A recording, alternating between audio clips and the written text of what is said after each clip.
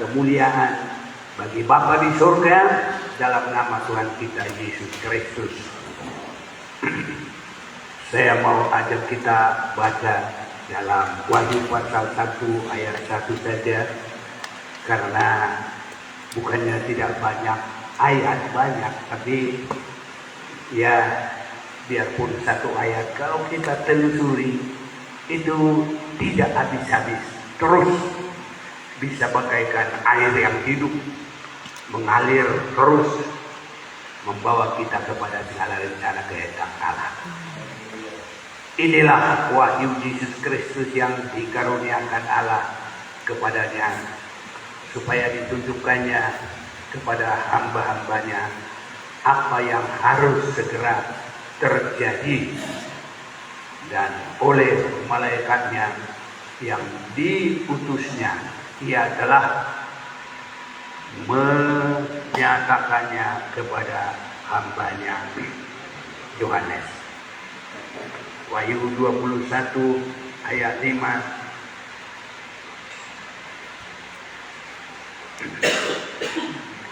Ia yang duduk di atas tahta itu berkata, lihatlah, aku menjadikan segala sesuatu baru. Dan firman-Nya, tuliskanlah, karena segala perkataan ini adalah tepat dan benar.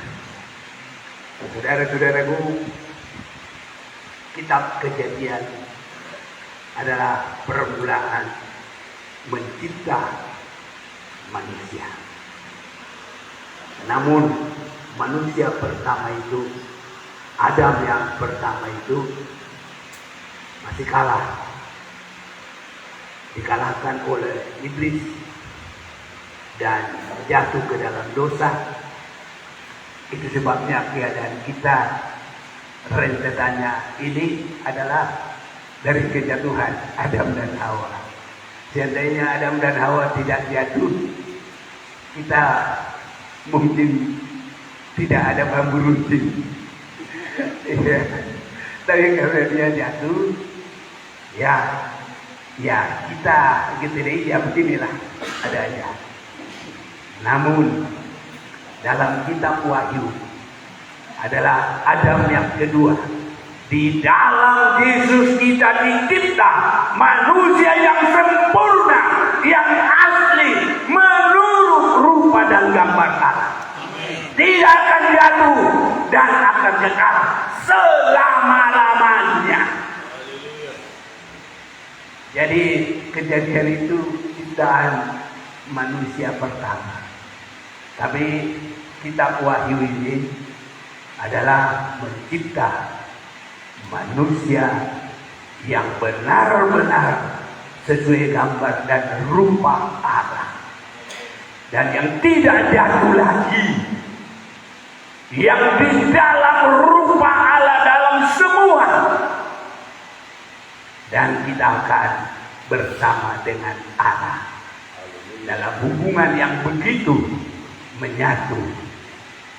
Ya, kalau Yesus kepala, gerejanya adalah tubuhnya sendiri, menyatu dengan luar biasa. Itu sebabnya dalam kitab penciptaan manusia yang baru, yang tidak jatuh lagi, semua firman Tuhan, semua alat untuk penciptaan manusia yang tidak berdosa itu, semua dicurahkan, tidak ada yang tidak lagi.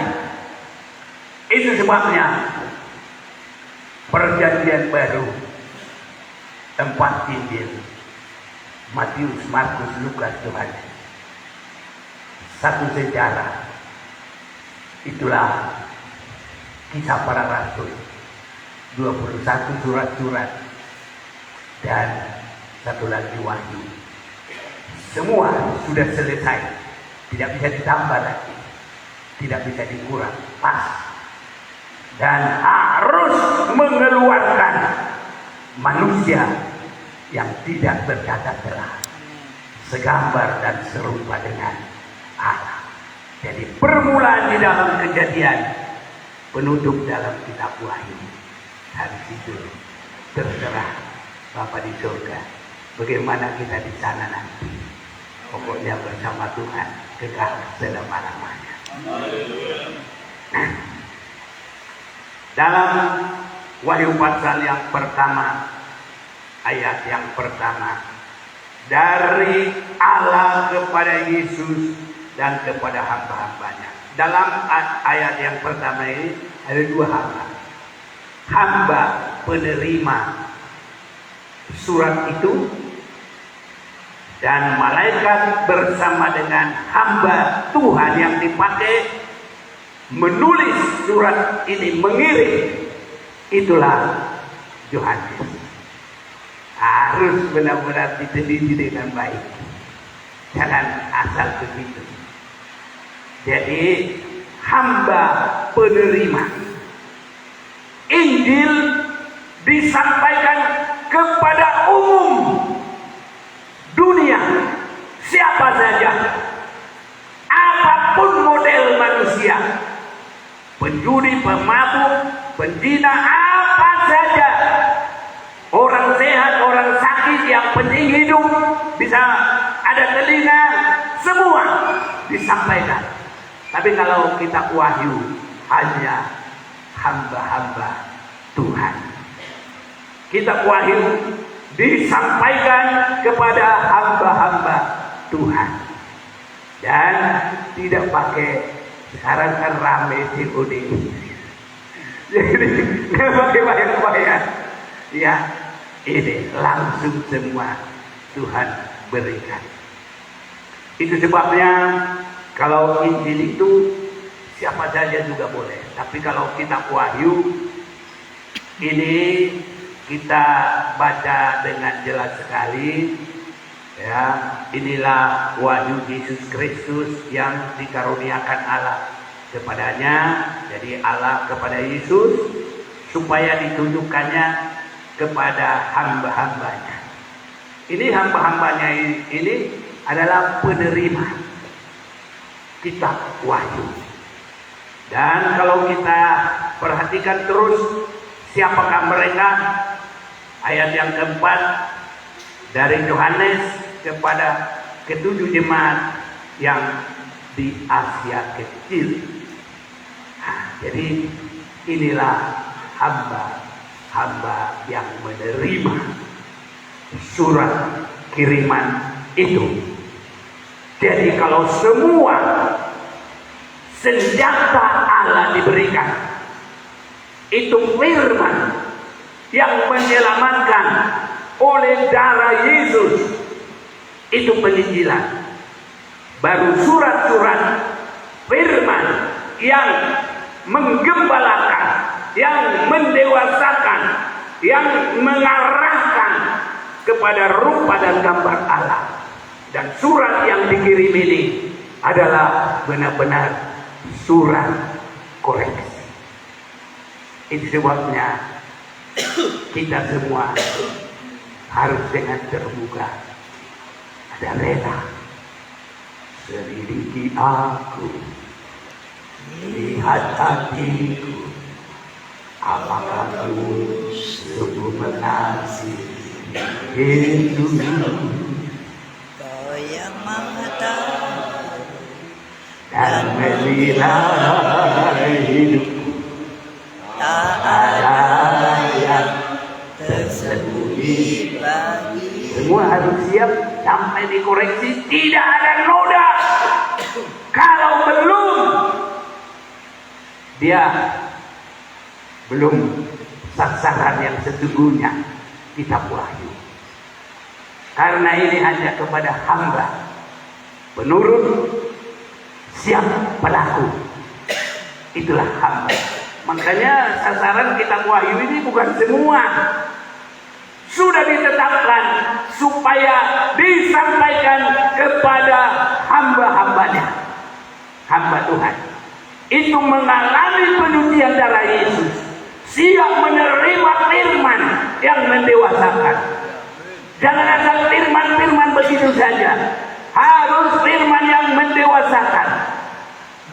kita seperti anak-anak. Tapi jangan begitu terus. Ibrani pasal 5 harus meningkat sampai pasal yang ke-6 sampai kita dewasa.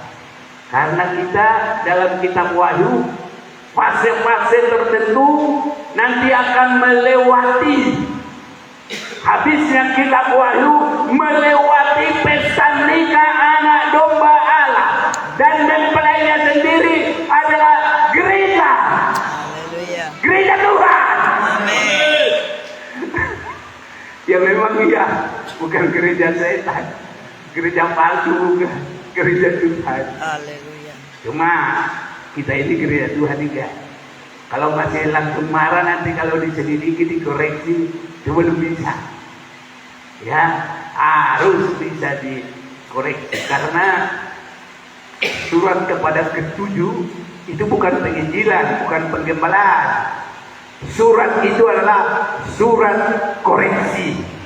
Aku tahu segala kehidupanmu, aku tahu segala perbuatanmu, aku tahu segala tingkah lakumu, aku tahu segala tindak tandukmu. Harus benar di mata Tuhan. Sedikit noda tidak boleh masuk pintu Yerusalem baru.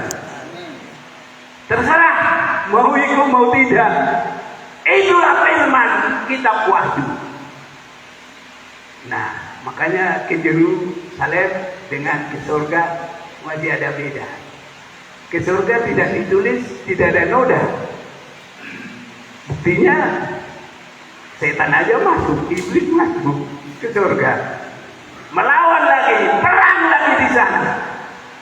Tapi Yerusalem baru, kota aman, damai, sejahtera, kekal selama-lamanya. Itu sebabnya semua yang masuk di sana sudah ditata, sudah diatur dengan segala perbuatan senjata Allah. Dan surat ataupun penginjilan oleh darah Yesus sampai kita keluar dari duniawi. Yang lama sudah berlalu, yang baru sudah datang. Surat penggembalaan, surat pendewasaan, surat peningkatan, dan sampai kita masuk dalam gambar dan rupa Allah dengan cara yang kita sudah dengar LDD kemarin juga, dengan segala jabatan dari Roh Kudus dan karunia dari Roh Kudus. Itu sebabnya yang ikut LDD ini, hamba-hamba Tuhan kita ini semua harus ada jabatan dari Tuhan, bukan hanya karena orang. Jabatan dari orang itu bangun organisasi, bisa cari duit, bisa segala macam. Tapi kalau jabatan dari Tuhan, membangun tubuh Kristus. Haleluya. Dan juga karunia dari Roh Kudus itu hanya untuk membangun gereja Tuhan yang luar biasa, yang tidak bercacat celah, yang nanti akan masuk di pintu Yerusalem baru setelah dikoreksi langsung mata Tuhan. Tuhan harus sampai melihat, lihat, aku jadikan semua baru. Pikiran kita sudah baru, hati kita sudah baru, tindakan kita sudah baru, semua sudah baru perjalanan kita. Kiranya Tuhan tolong saya. Amin. Ini doa saya. Baru kiranya Tuhan tolong kita. Amin. Baru kiranya Tuhan tolong semua manusia di dunia ini. Haleluya. Tapi saya rindu, saya duduk. Ya memang begitu. Karena kalau kita nggak jadi contoh juga, nggak masuk, ya pekerja sia-sia kita. Tapi ya saya berdoa supaya Tuhan tolong saya. Baru yang kedua istri saya.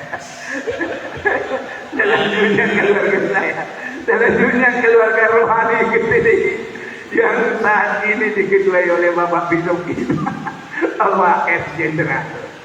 Haleluya. Jadi ini sedang berlaku saat ini.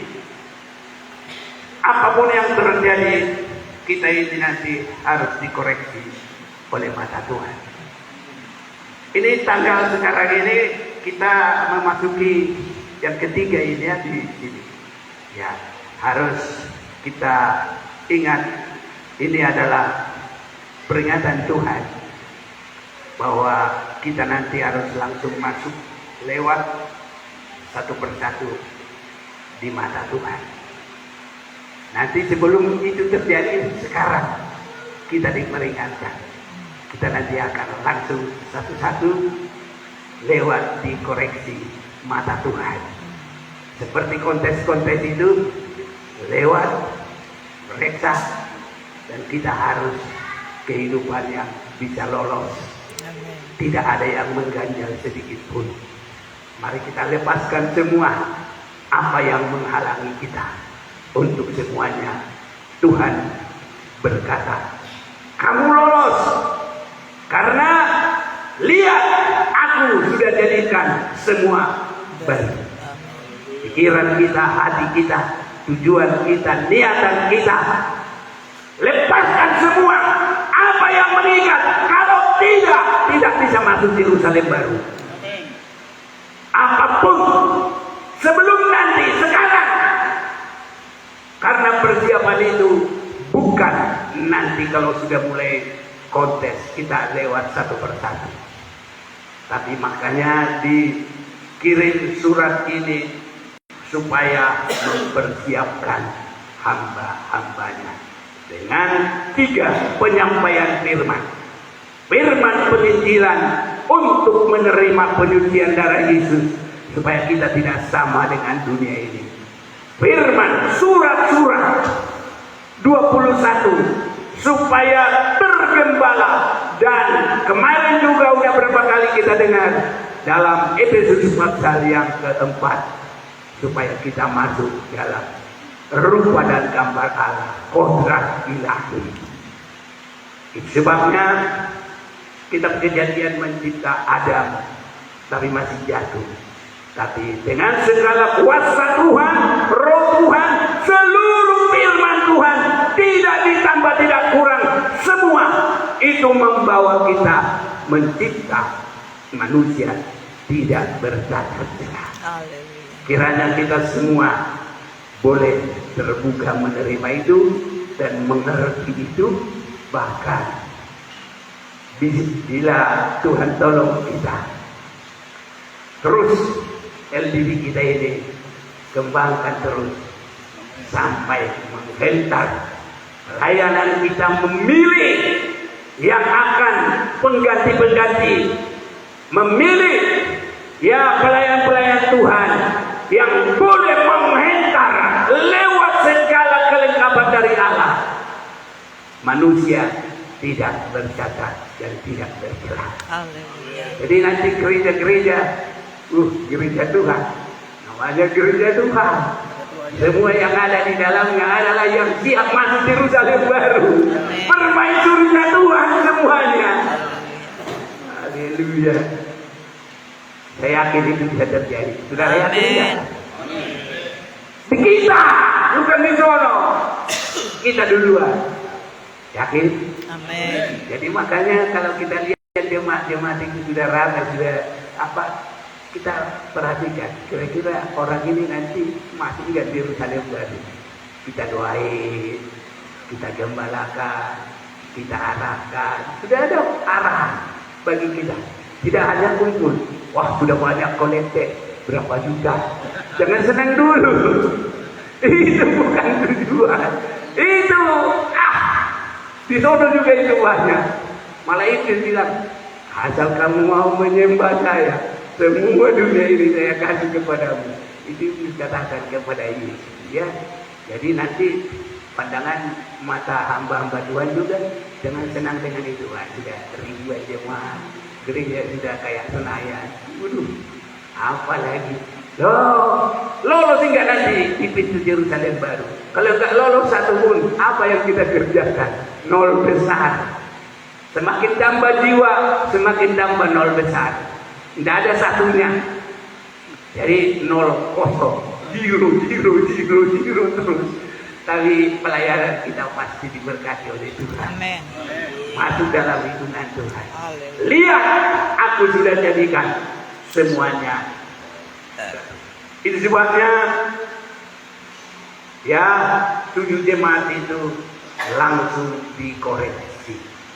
Dan koreksi yang pertama adalah ya ayat yang ke-6 pasal 2.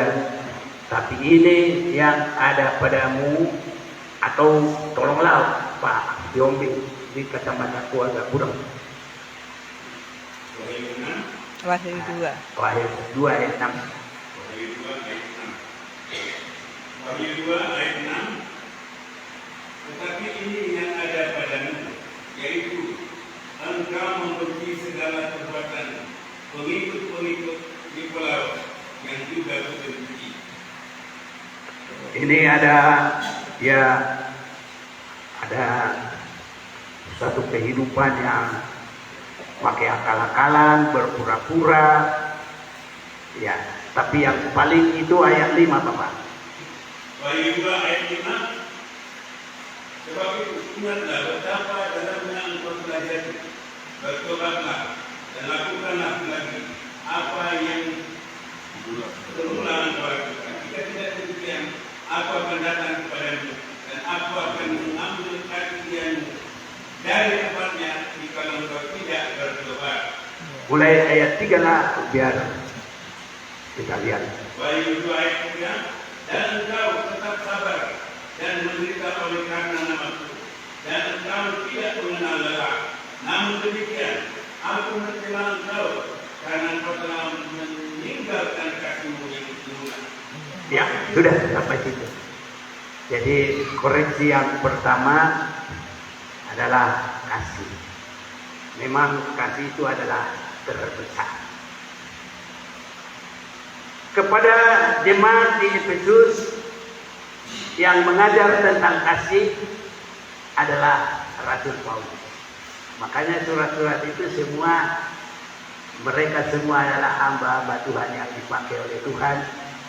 Jadi surat dari Rasul Paulus, surat ada sekitar 14 menurut teologi lah ya.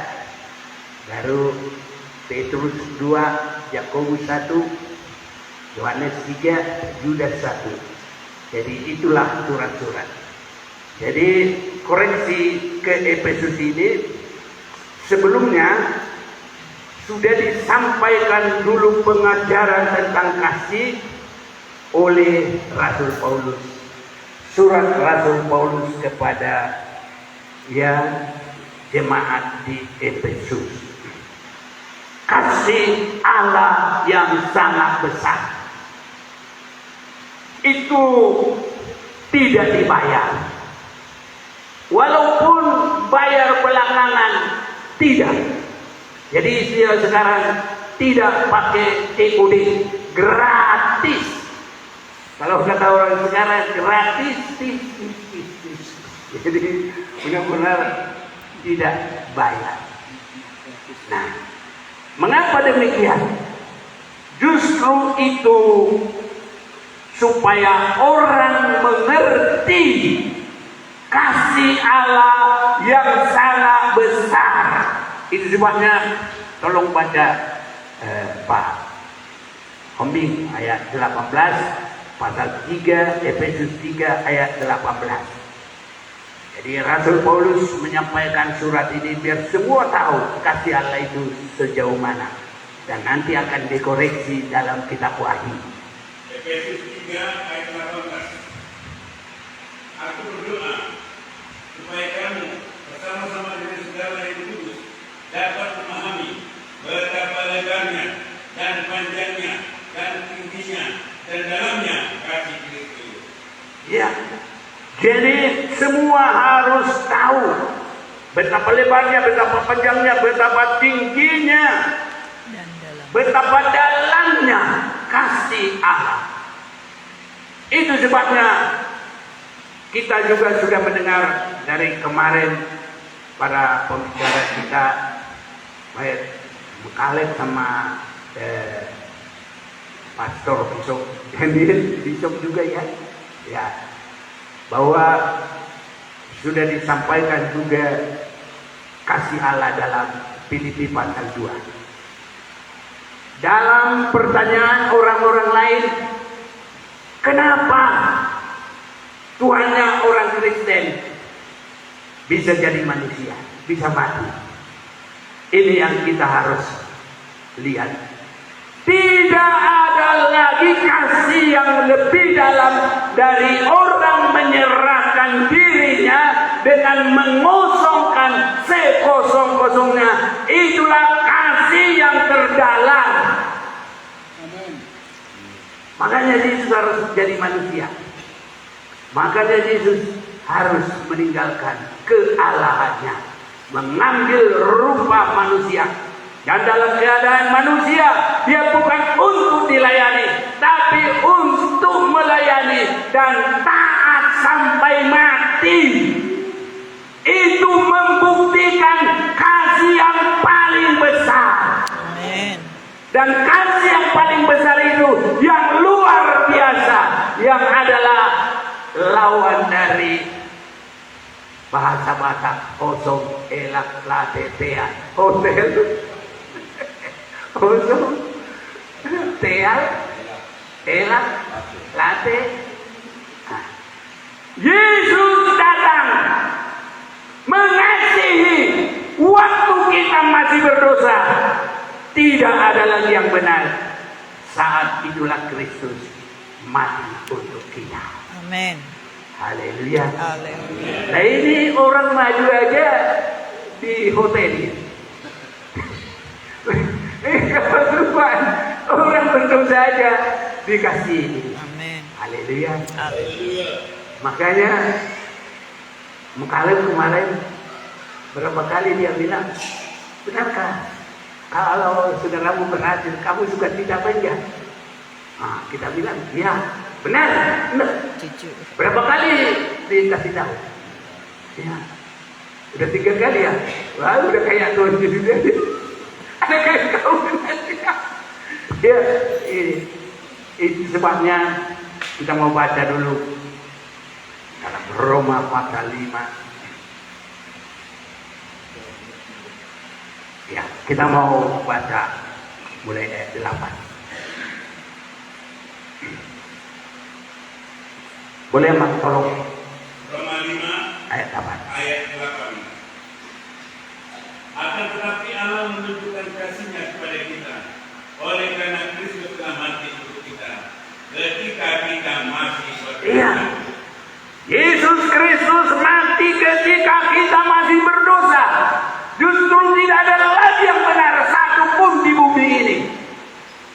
Saat itulah Kristus mati untuk orang berdosa. Itulah dalamnya kasih. Orang berdosa aja dikasihi. Masa kita nggak ikut bersukacita dengan sukacita orang lain? Bersukacitalah dengan orang yang bersukacita. Bersedihlah dengan orang yang bersedih. Harus sama-sama sejalan. Itu baru gereja Tuhan. Amin. Haleluya. Kalau belum, itu belum gereja Tuhan. Karena belum mengasihi Tuhan, harus dikoreksi. Kasih mula-mula itu apa? Itu kasih Allah di dalam Yesus yang mengosongkan diri, mengambil rupa manusia, tidak menganggap kesetaraannya dengan Allah. Dalam rupa Allah, dia bukan untuk dilayani, tapi untuk melayani. Itu permulaan kasih mula-mula. Itu dasarnya kasih mula-mula. Adakah itu pada kita? Haleluya. Selama ini mungkin kita dengar, kita baca kasih mula-mula, tapi apa? Itu harus berdasar mencontoh kasih Yesus. Haleluya. Betapa dalamnya, betapa lebarnya, ya, betapa tingginya kasih yang dari Yesus. Itulah sumber kasih mula-mula. Haleluya. Kiranya semua hamba Tuhan ada dalam kasih mula-mula. Amin. Dan kita mengajarkan kasih mula-mula. Sudah lengkap keterangannya, lengkap dengan ayatnya. Haleluya. Haleluya. Gak bisa disangka saya menyampaikan firman, dan firman menerangkan firman tidak pakai tafsir-tafsir. gambarnya juga semua dari firman Tuhan juga. Jadi murni semuanya. Kasih Allah yaitu, ya kasih mula-mula sumbernya adalah dari Yesus. Kalau sumbernya tidak dari Yesus, palsu. Itu sebabnya dari Allah kepada Yesus, dari Yesus kepada hamba-hambanya. Harus itu terus merupakan turun dari Islam yang tidak menyimpang-menyimpang. Harus sama. Kita harus punya kasih mula-mula. Amin. GBD Jogo harus ada kasih mula-mula. Haleluya. Jadi nanti kasih mula-mula itu apa? Oh, haleluya. Rasul Paulus sudah menyampaikan kepada kita kasih mula-mula. Yesus yang menyerahkan dirinya sewaktu dunia ini masih di dalam berdosa. Jadi jangan kita cepat-cepat menghakimi. Serahkanlah penghakiman kepada Tuhan. Amin. Itu bukan hak pendeta. Itu hanya haknya Tuhan. Haleluya. Ya, justru kalau kita lihat berdosa, kita doakan. Tolong hamba ini sudah menjauh Tuhan. Ada begitu yang dari kita. Bukan malah situ guna jongjong. Apalagi nggak tahu lanjutnya. Amang, pandina, si jujang nak ada. Si jujang nak ada, si togu nak jongjong. Tapi kalau ini si togu nak jongjong juga enggak. Berhasil pun temannya bukannya bersuka cita, malah tetap juga di kiri ini. Ya disitulah. Tapi kasih Allah itu luar biasa. Amin. Biarlah Tuhan tolong kita semuanya. Saya nggak mau suruh-suruh waktu. Tuhan sudah memberkati kita. Ya, sampai di situ. Mari kita bernyanyi. Ya, selidiki aku.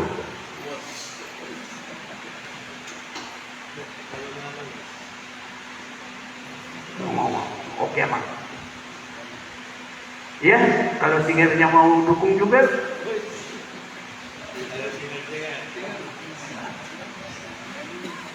Selidiki aku.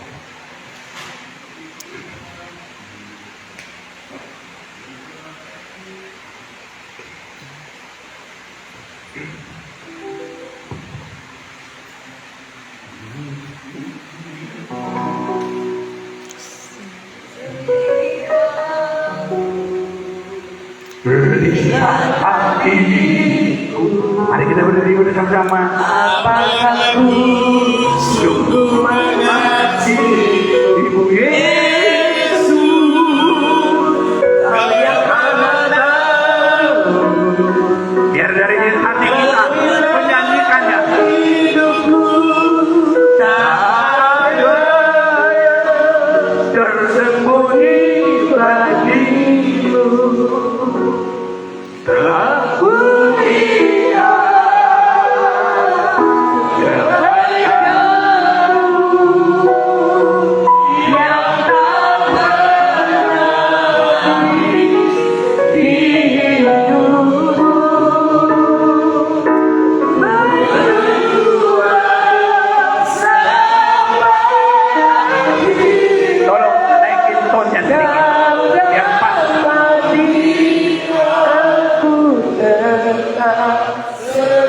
Tolong ganti tonnya, naik sedikit.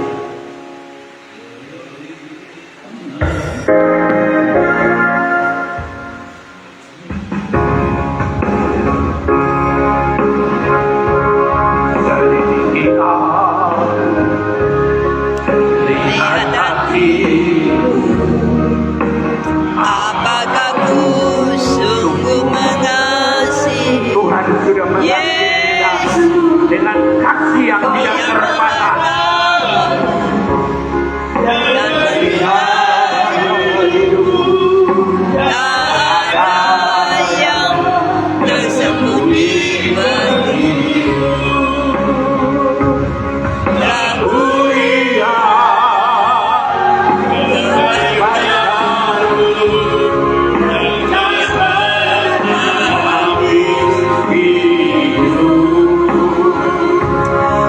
berjuang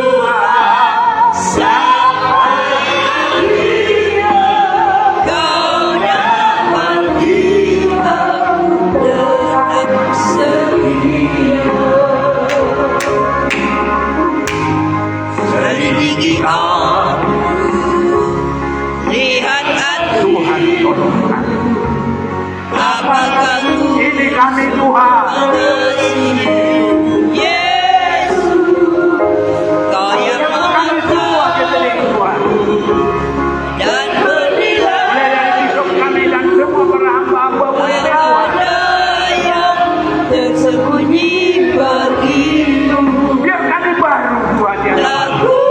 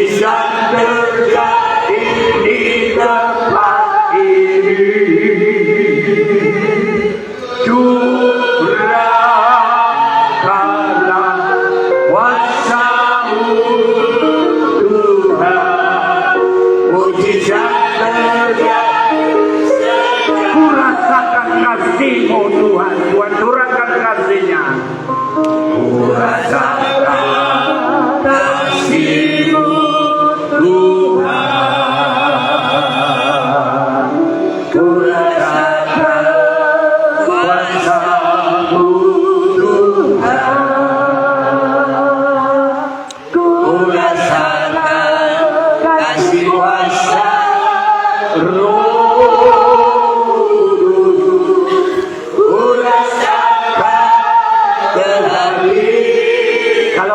sudah ada Bapak Pendeta yang dari Bali, tolong pimpin dalam doa.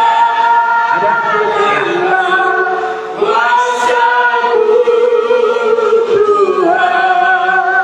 Mujizat terjadi di tempat ini.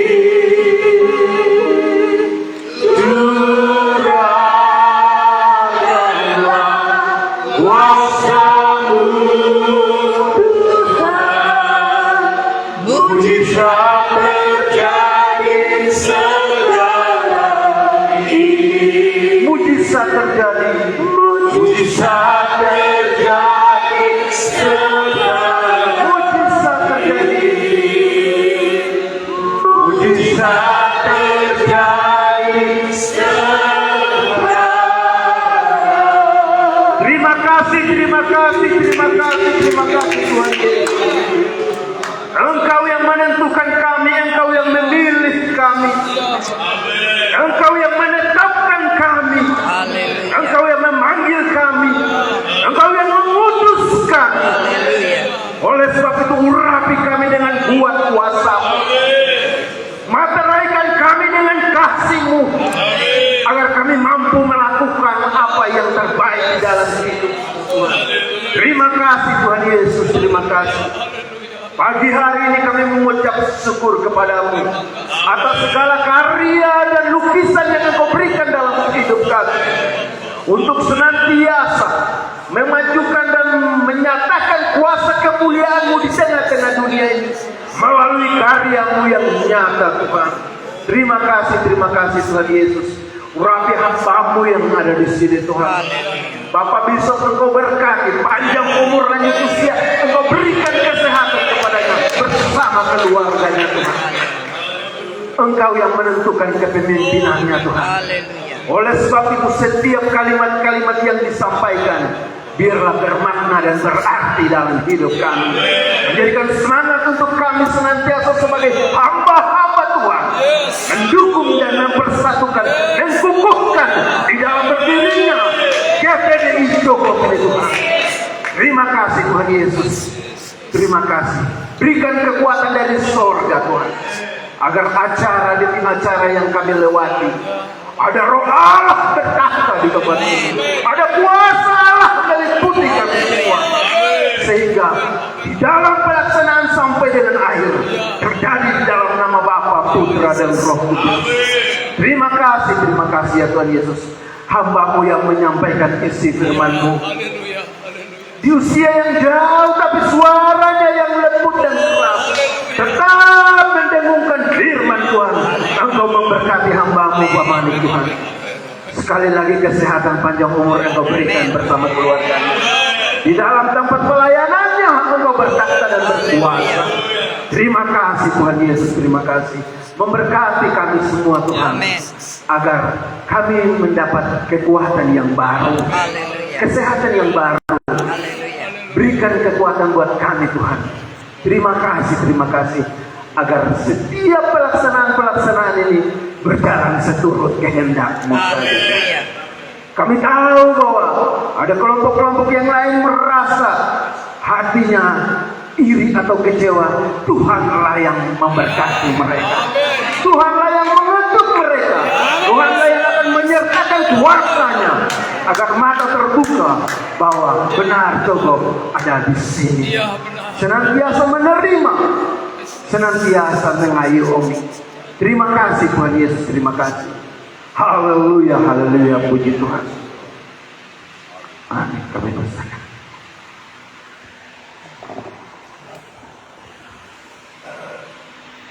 Mari kita arahkan hati kita terima berkat Tuhan.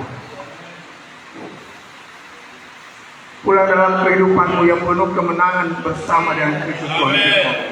Kasihnya Allah Bapa, kemurahan Tuhan Yesus Kristus serta persekutuan Roh Kudus yang menyertai saudara sekalian hari ini sampai Tuhan datang Maranatha. Haleluya, sama-sama kita katakan amin. Damai di hati.